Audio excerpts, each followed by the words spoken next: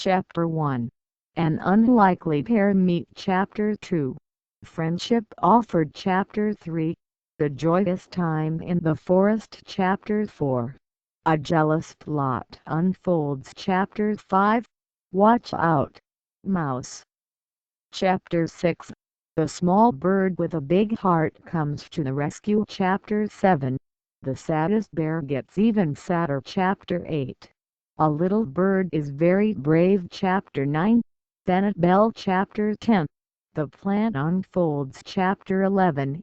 In which a fox is out. Fox. Chapter 12. A Celebration Among Friends. Epilogue. Questions to think about. Chapter 1. An Unlikely Pair Meet. Ben was a grouchy grump of a bear, with thick, brown fur and a deep, dark growl. All the animals in the forest were afraid of him. But Ben had a secret. He only pretended to be mean because he thought no one liked him. The truth was that Ben wasn't mean at all. In fact, Ben was very lonely, and more than a little scared. One spring day, the small, gray mouse named Max found his way to the forest. As Max scurried through the grass, he saw Ben slurping honey by the river. Max was a friendly sort of mouse, so he gathered up his courage and scurried over to Ben. "Hello," the mouse squeaked happily. "My name is Max."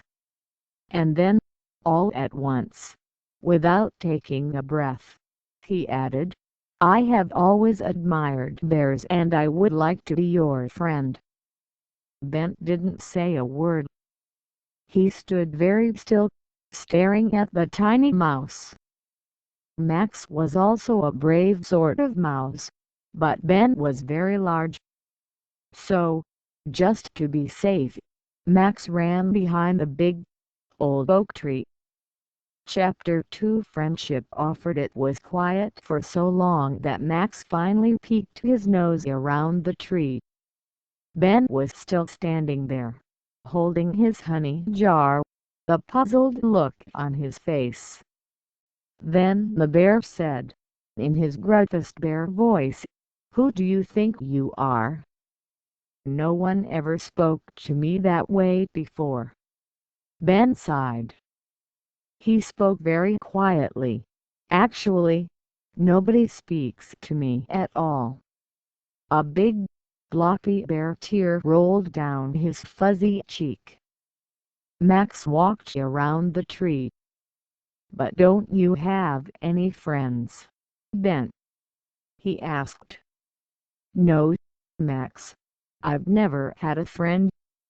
And I'm afraid that if I let you be my friend, you might hurt my feelings someday." Max scampered over to Ben and looked up at him.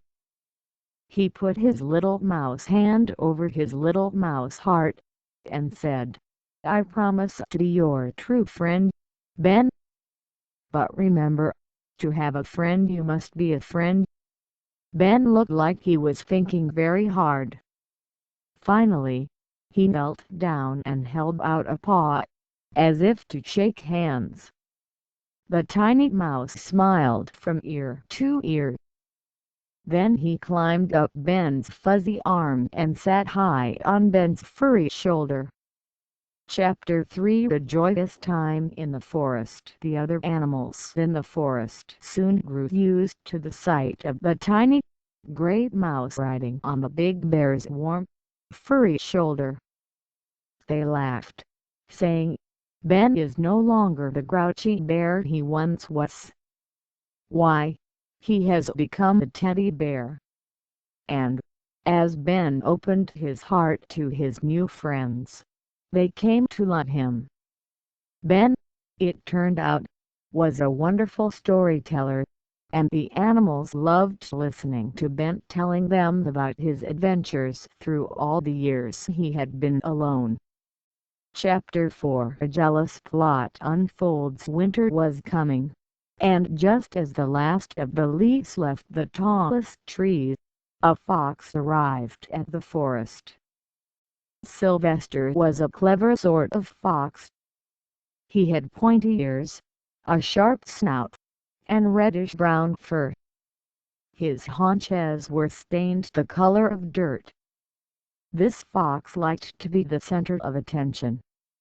In fact, nothing less would do. He was a crafty creature, who would stop at nothing to get what he wanted. He would even tell lies and play nasty tricks on the popular animals to make the others dislike them so that he could be the favorite. Wherever he went, he fooled the other animals for a while. But, eventually, they would see the truth and kick him out. He had traveled far and wide to find the forest where no one had heard of him. Ah, the fox said to himself, feeling smug. This time, I will be very careful about how I show these animals how wonderful I am. Yes, I am sure I will be able to stay here for long time. After a few days, though, Sylvester became angry. He tried to tell his most exciting stories and used his most sincere voice to flatter the animals, but none of them paid him any attention.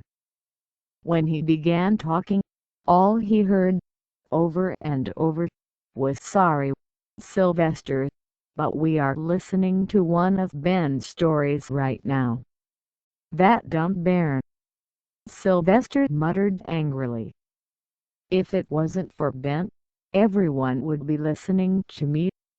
Sylvester decided that no fool of a bear would keep him from enjoying the admiration and respect so clever and wise a fox deserved.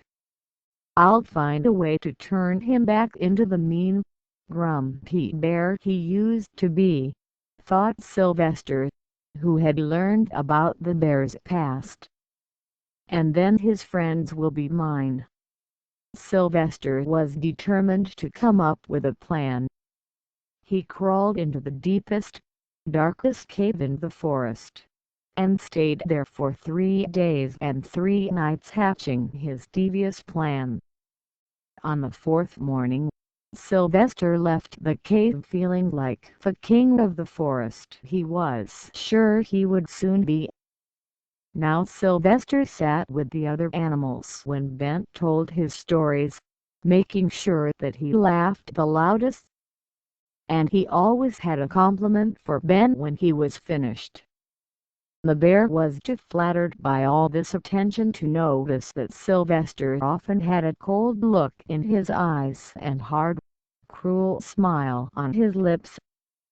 But Max noticed, and he felt afraid for his friend. Max told Ben how scared he was. "Nonsense," said Ben. "Why would Sylvester want to hurt me? He's always the first to ask for a story. Could it be that you are just a little bit jealous?" Max thought about what Ben said, and decided that maybe he was just a little bit jealous. One afternoon, Sylvester whispered to Ben that he needed to talk to him alone. The fox sounded quite upset. "No one ever asks me for advice," Ben thought. "They just like to hear my stories." Though he felt a bit guilty, Ben asked Max to climb down off his shoulder so he could speak to Sylvester alone. Max tried to be brave, but his little mouse lip quivered ever so slightly as he slid down Ben's fuzzy arm. "Oh, well," the mouse thought, "maybe this fox really does need a friend." But deep in his heart, he was sure that Sylvester was up to no good. 2 weeks passed. Max had always been a very independent sort of mouse, but since meeting the bear, he found that nothing was as much fun as being with Ben. So now, he spent his days all alone, laying in his little mouse bed, crying or nibbling on some cheese. poor Max," his friends said, shaking their heads sadly. "He is not the same happy mouse he used to be." Everyone visited Max at his mouse house to cheer him up. Everyone, that is, except Ben. Can't Ben see how much Max misses him? Doesn't he realize how much he's hurting his friend? The animals became so upset that many stopped asking Ben for stories. Day by day, fewer and fewer animals came to hear Ben's stories. Sylvester noticed, gleefully, "It's only a matter of time before this bear will have no friends at all. And then, I will be the storyteller here. Yes, very soon, I will be rid of this bear forever." Chapter 5 Watch Out, Mouse. Ben missed Max, sometimes, and finally went to visit him. But he only stayed a short time. He was having so much fun with Sylvester that he found Max's sadness annoying. "What's wrong with you? You aren't the same mouse I used to know," Ben said bitterly the last time he left. Soon after that, Ben realized that no one but Sylvester came to hear his stories anymore.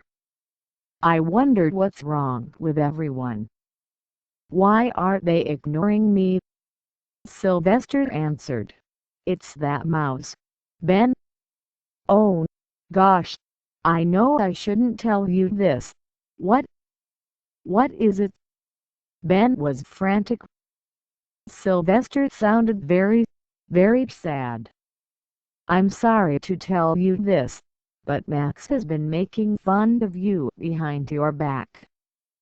That's why he's so sad. He knows what a bad sort of mouse he really is." Although Ben didn't want to believe what Sylvester told him, he was confused. "What kind of stories is he telling?" asked the bear, although he wasn't at all sure that he wanted to know. "Well," said Sylvester in a whisper, "Max says that when you drink honey, it dribbles down your chin. And he said that he thinks bears are fun-looking and that he only pretended to like you because he could ride high up on your shoulder and get everywhere faster." Ben sat down on a rock. Big bear tears rolled down his furry cheeks. Angrily, he wiped the tears away, stood up, and in his nastiest bear growl, snarled, "I should have known better than to trust anyone. There is no such thing as a true friend. I hate that mouse." Ben ran into the forest toward Max's house. When he got there, Ben stopped for a moment, wondering if Sylvester might have lied to him. But Ben knew that honey did dribble down his chin once in a while. The more he thought about it, the angrier he grew. "I should have known better than to let that mouse watch me drink honey," he thought angrily. Just at that moment, he arrived at Max's house. The bear stuck his head into Max's side window. "Max," he roared, "get over here right now." Max was in the backyard tending to his garden. Gardening always made Max feel better. The mouse was so excited that Ben had come to visit that he raced around the house. When he saw his friend's big, furry head in the window, looking so silly, he began to laugh. Hearing the laughter, Ben became angrier than he had ever been in his life and he tried to turn around to teach Max the lesson. "Ouch!" he yelled. Ben's head was stuck in Max's window. He wiggled and wriggled, but couldn't get loose. Finally, he yanked his head out with a loud "Help!" Ben was even angrier now. and his head hurt badly from being stuck in the window. He ran over to Max and swooped him up. The mouse was terrified. Ben hollered at Max, "You won't ever make fun of me again. You awful mouse." Then, there was a moment, just a moment, when Ben stopped yelling. He saw how scared Max was. He saw little mouse tears running down his face. For just a second, Ben wondered again if Max really had said all those mean things about him. But he never asked Max if they were true. Why should I ask him? Ben thought. Sylvester said that if I asked Max, he would just lie and tell me he didn't say any of those awful things. But still, in that moment, Ben knew that there were many other things that he could do. He could have put Max down, and gone away, and stayed away until he wasn't angry anymore. He could have cried and cried until he got all the sadness out. He could have talked to one of the other animals about how he was feeling. He could have found a big, old rock and thrown it at a tree, or shouted as loud as he could in the forest, or run until he was so tired that he just had to go to sleep. But then, his head started hurting again and all his rage and sadness came back. Ben became so angry that he didn't remember that nobody stays angry forever. Instead of doing any of the other things he could have done, Ben did the worst thing he could possibly do. He opened his mouth wide and swallowed Max whole. Instantly, Ben realized the terrible thing he had done. He sat on a rock, holding his stomach, and became unbearably sad while he heard Max's cries and sobs from inside his stomach. That night, Ben went deep into the forest where no one could find him. Chapter 6. The small bird with a big heart comes to the rescue. The other animals didn't know what happened to Max and Ben, but they missed them. Sadness and grief blanketed the forest. Sylvester was overjoyed. "Now I will cheer everyone up with my stories, and they will soon forget about the mouse and the bear." But try as he might, Sylvester found that the animals still weren't interested. "We're sorry," they said day after day, "but we're just not in the mood for stories." Sylvester tried harder and harder to capture the animals' interest, but no matter how hard he tried, Sylvester couldn't get them to do what he wanted. His cheeks turned fiery red and his eyes blazed with anger. "These animals are stupid. I don't think I want to stay here after all." Before leaving, Sylvester told a tiny sparrow named Blossom how he had fooled the bear. After all, Sylvester told himself, "I want someone to know how clever I am. And Blossom is so small. No one will care what she has to say." Blossom listened quietly while Sylvester told his story, and she flew away as soon as he finished, determined to find Ben and Max and tell them about Sylvester's life. Chapter 7. The saddest bear gets even sadder. Deep in the forest, Ben had become a very miserable bear. Night after night, he lay in a bed made out of leaves and cried. He realized how wrong he had been. "Friendship comes from trust and sharing," he sobbed, "not from fluidity and praise."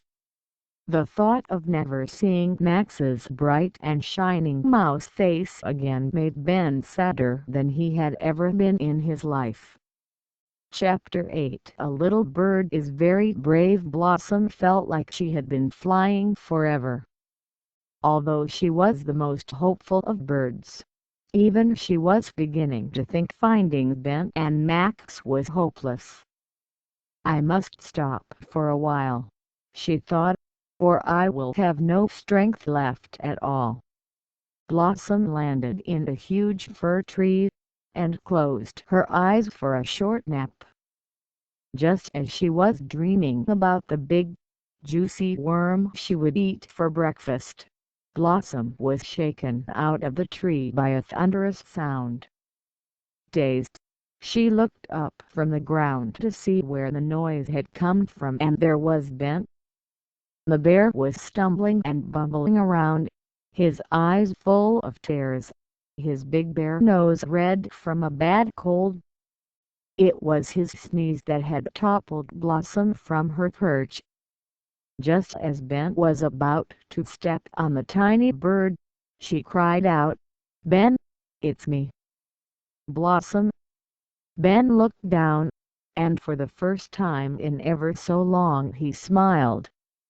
"Blossom, how did you find me?" Blossom chirped about everything, including all that Sylvester had told her, in one big rush of peeps.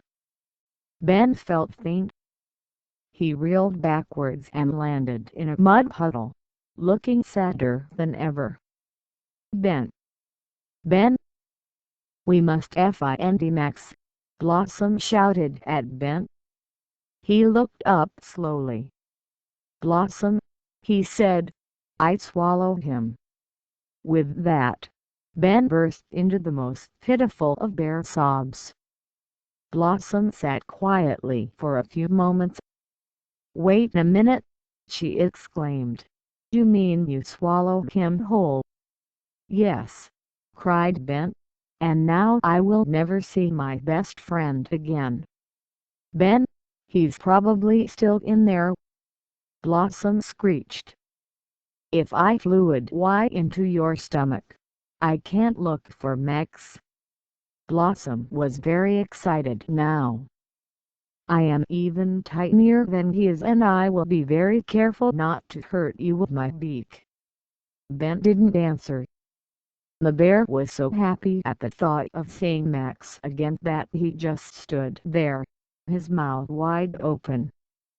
Taking a deep breath, Blossom fluid in. When she reached Ben's stomach, she peered into all the corners, very carefully, remembering her promise not to hurt the bear. It was dark and she couldn't see very well. She called out Max's name. Finally, she heard the tiniest squeak coming from the farthest corner of Ben's stomach. Blossom raced over and found Max, who looked terribly tiny. "Max, it's me, Blossom. I've come to rescue you." "Blossom, Blossom. Oh, I'm so glad you've come," Max cried out. "It's dark and I'm scared. I've always been a very brave sort of mouse, but I was beginning to think that I would have to stay here forever." Blossom explained what had happened. They both sat very quietly. Finally, Max asked, "How are you going to get me out? I have become quite a small mouse, but you are tinier still." Blossom summoned up all her courage, and said in her most confident voice, "Max, I'm strong. I will carry you out."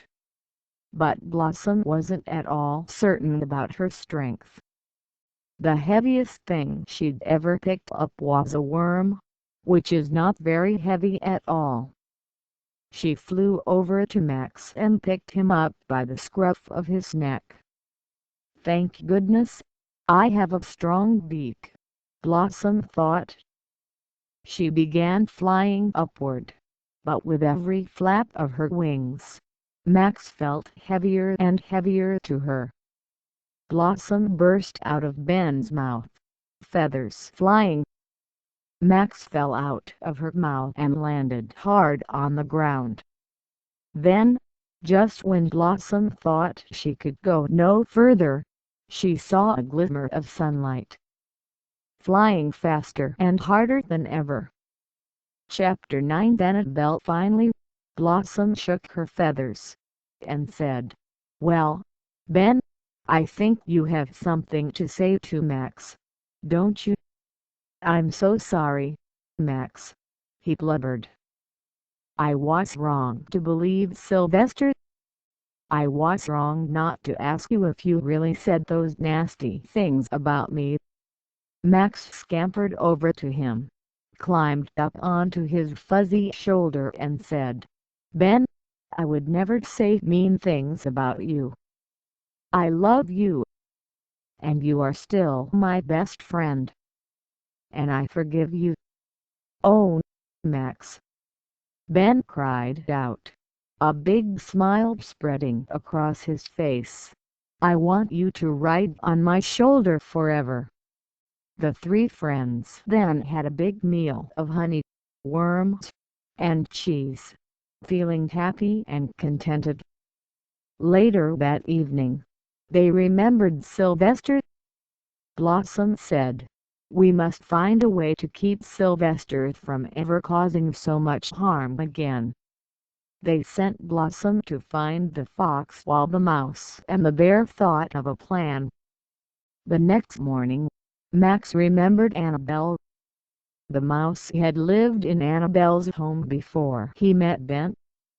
It was she who convinced the mouse to go to the forest, telling him, "You will find great happiness there. Even though you will pass through a time of terrible suffering, do not lose your faith, for it will all work out." So he did as she told him, though it made him very sad to leave her, because he loved her very much. And now, Max knew she was right, and he was sure that Annabelle would be able to help them. Max told Ben, but the bear was reluctant to go, still unsure how Max's friend could help them. After doing his best to convince the bear, Max saw that Ben was still uncertain. So the mouse finally admitted that Annabelle was a witch, a fact which he knew Annabelle preferred left unstated. Finally, the two set off, Max gleeful at the thought of seeing his old friend again. When they got to Annabelle's house, it was as if she expected them. There was a plate of Max's favorite Swiss cheese sitting on the front porch and a large pot of sweet, golden honey for Ben. When Annabelle came out to greet the mouse and the bear, Ben was surprised. Annabelle was nothing like he imagined. She was soft and round with hardly a wrinkle, her skin weathered by the years to a rosy, golden hue. Annabelle had never cast an evil spell in her life. Beautiful white hair flowed down her back, and she had sparkling green eyes filled with love.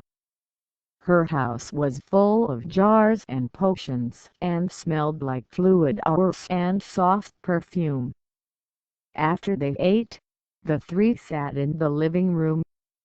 As they talked about Sylvester, Annabelle's eyes took on a faraway look, and her brow wrinkled. Afterwards, she stood up without saying a word and walked outside. By then, it was late, and the tired mouse and his worried friend fell asleep in the living room. Chapter 10. The plan unfolds. In the morning, they found Annabelle in the kitchen, a big grin on her face. "This ought to do the trick," the witch said proudly. She handed Max a tiny, delicate jar. "Next week there will be a full moon.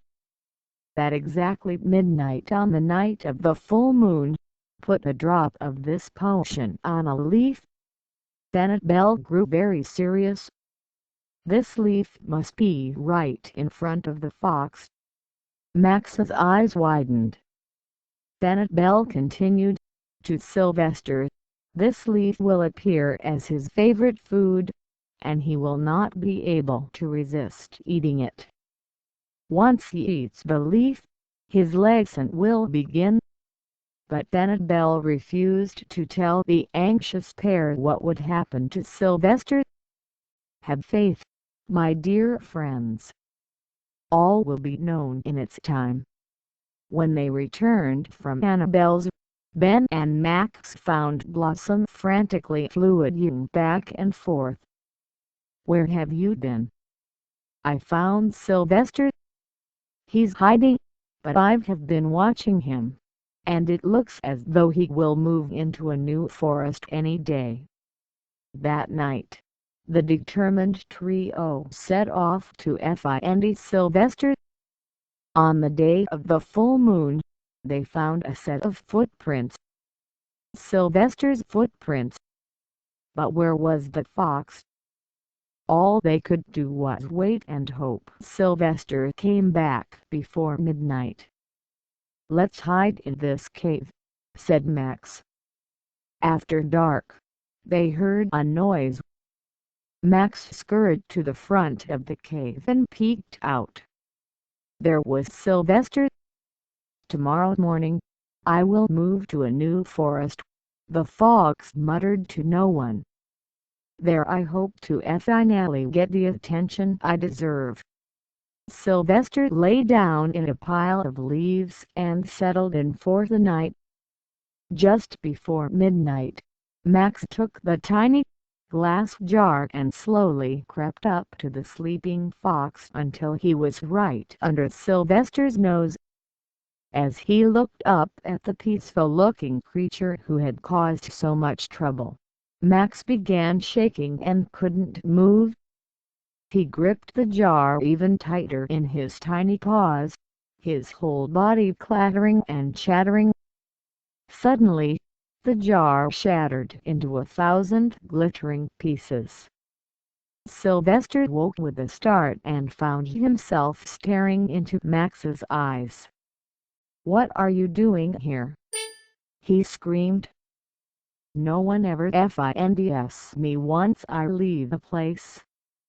I must stop this little troublemaker," Sylvester thought angrily, and he grabbed for the terrified mouse.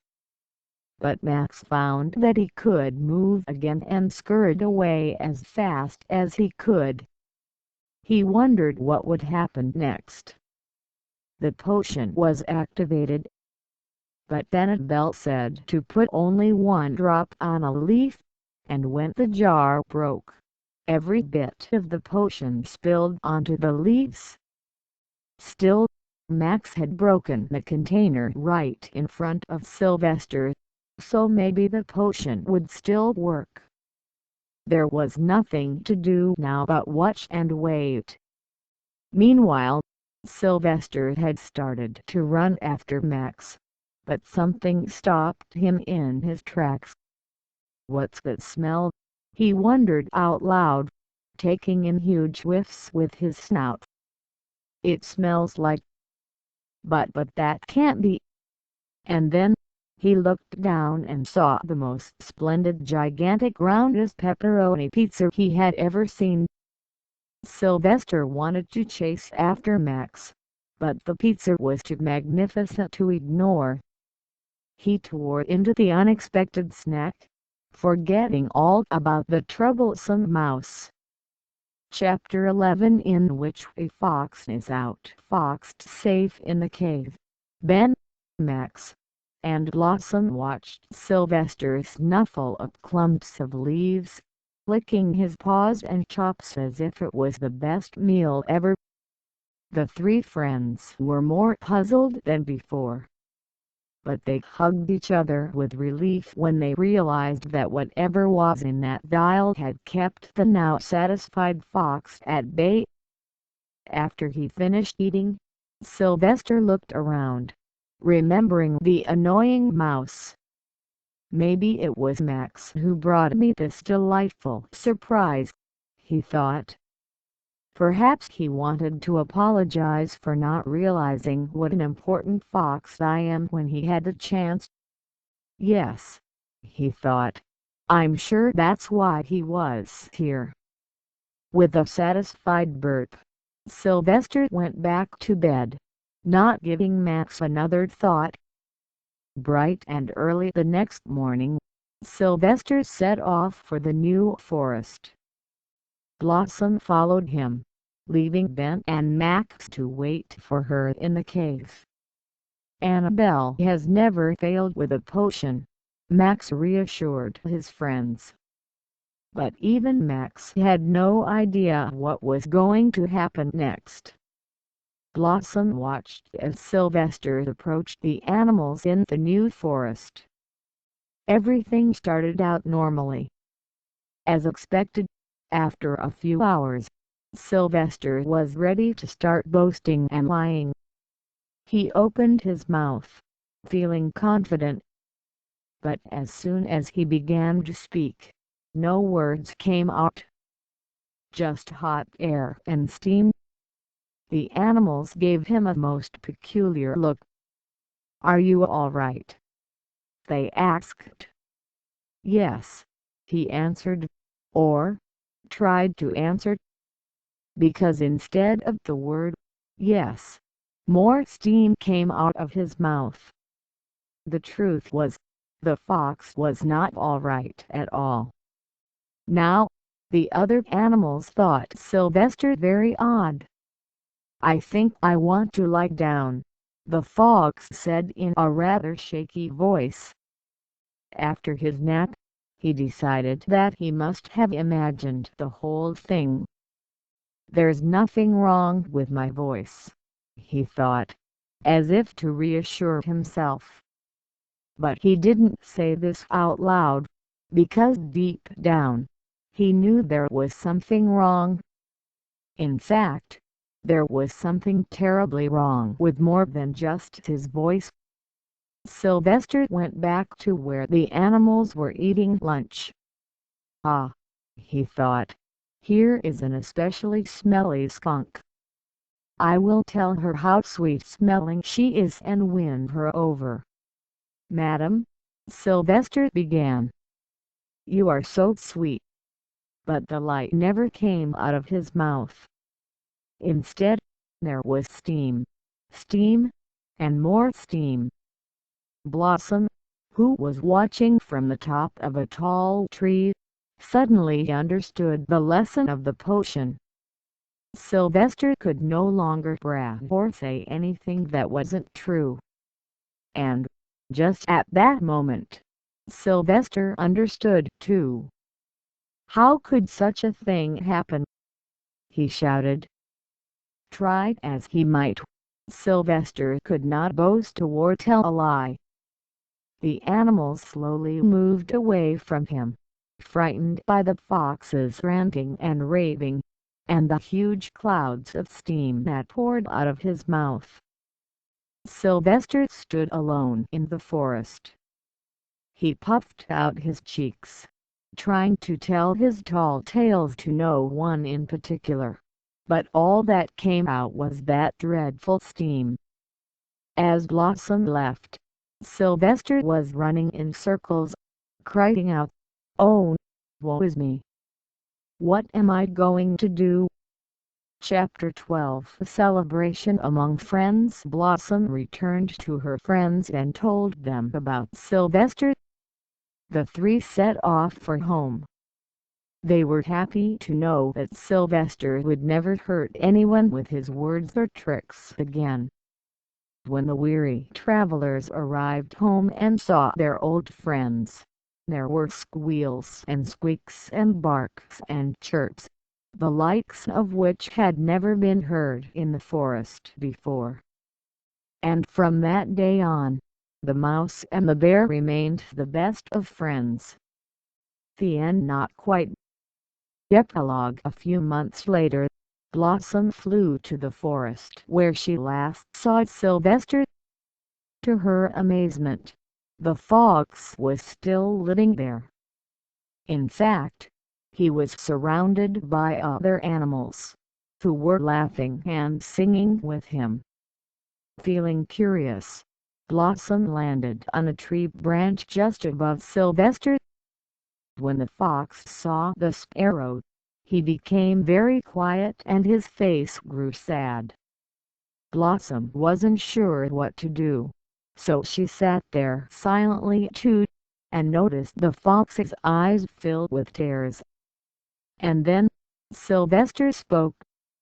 He said, "Blossom, I'm so sorry for how I acted. I was wrong about the way to make friends. And I thought the steam was the worst thing that could have happened to me.